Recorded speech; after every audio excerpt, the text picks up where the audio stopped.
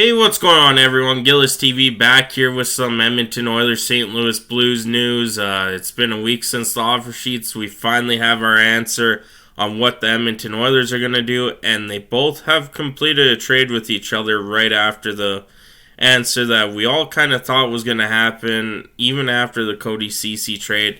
So let's get into this. If you're new to the channel, like anything NHL related from trades, rumors, news, signings, whatever there is, make sure to hit that subscribe button as we are 122 away from our goal of 1,000 subscribers. And if you don't mind hitting that subscribe button, we're trying to get there by September 1st. Thank you guys for all the support as of late. Now let's get into this. Well, we all know Broberg and Dylan Holloway are now, in fact, members of the St. Louis Blues. The Edmonton Oilers did not match those offers that the Blues offered for those players. Sorry, it is early in the morning. I only slept 2 hours. But they did also make a trade, so we'll get into that after.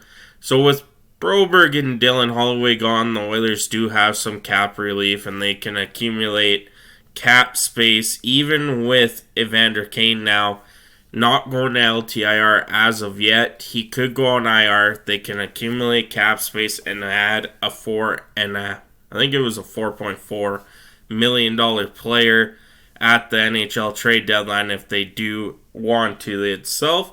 They could also put Kane on LTIR still and try and figure out that way.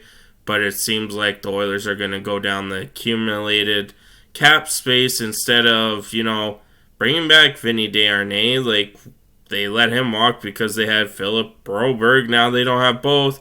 And the St. Louis Blues are laughing in the Oilers' face because this trade they just did was basically, hey, if you don't match, we'll give you a prospect and another pick for future considerations. So, like I said, our decor is kind of different this year now. Cody Ceci getting traded. Had a lot of speculation that Philip Broberg was going to be offer sheeted and matched by the Edmonton Oilers. That didn't happen. And the whole Podkolzin trade was pretty much signified that Dylan Holloway wasn't going to come back there.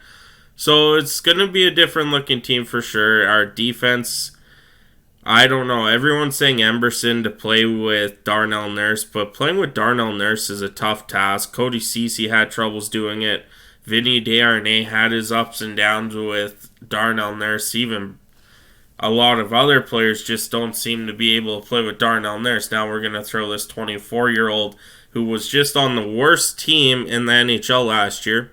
Mind you, didn't have a bad season for 30 games to go and try and play with Darnell Nurse. I don't see Troy Stecher fitting into that role or Josh Brown, so Emberson's probably the best thing we have to fill that role unless there's a trade or something that happens while I'm recording this. Like I said, they made a trade too, so the Edmonton Oilers are getting the rights to Paul Fisher and a third-round pick in 2028 for future considerations.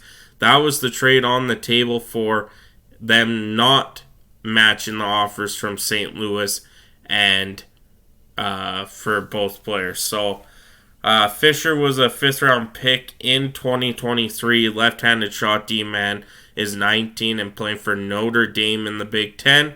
So the Oilers get another prospect and pick from the Blues not to match. That's from Jason Gregor.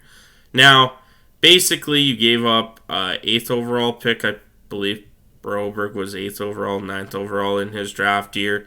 And Dylan Holloway, can't remember where he fell in there, for a second, 2/3, and a prospect. I don't like that.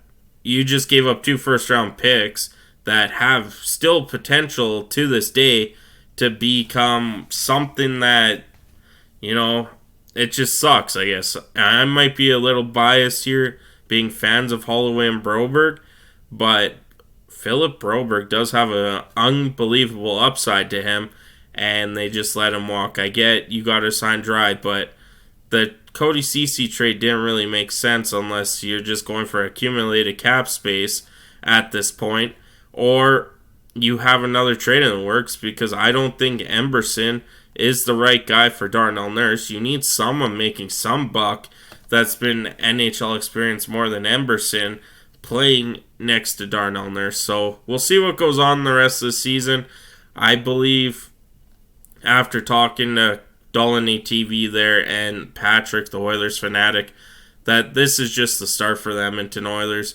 You know, there may be a bigger trade on the horizon. I know Rasmus Anderson's name's been out there, and before a lot of people say, well, Calgary won't trade with Edmonton, they almost traded Chris Tanev for Cody Ceci and a pick at last year's deadline. Like, Calgary, as much as we're rivals, Calgary does want the assets, they want the picks, they want to build their team up as fast as possible, and that would be certainly one way of doing things. So, Oilers getting a few prospects this in the last 7 days or whatever it was, but key story to this, you let Vinny Desharnais walk due to the fact you thought Philip Broberg was staying around, now you don't have both, and we'll see what goes on from there. Just hopefully Philip Broberg and Dylan Holloway have good next 2 years in St. Louis. We'll see what happens. And I know a lot of people are saying karma's a great thing. Yes, I do understand Jake Neighbors is an RFA next year from the Edmonton area. He also played his junior hockey with the Edmonton Oil Kings. So we'll see what goes on there next offseason, but we won't jump that far ahead. But that's pretty much it for me today. It's, 7:43 in the morning. I got 2 hours of sleep due to the kids. So thank you so much for tuning in. I'm Gillis TV. Have a good one.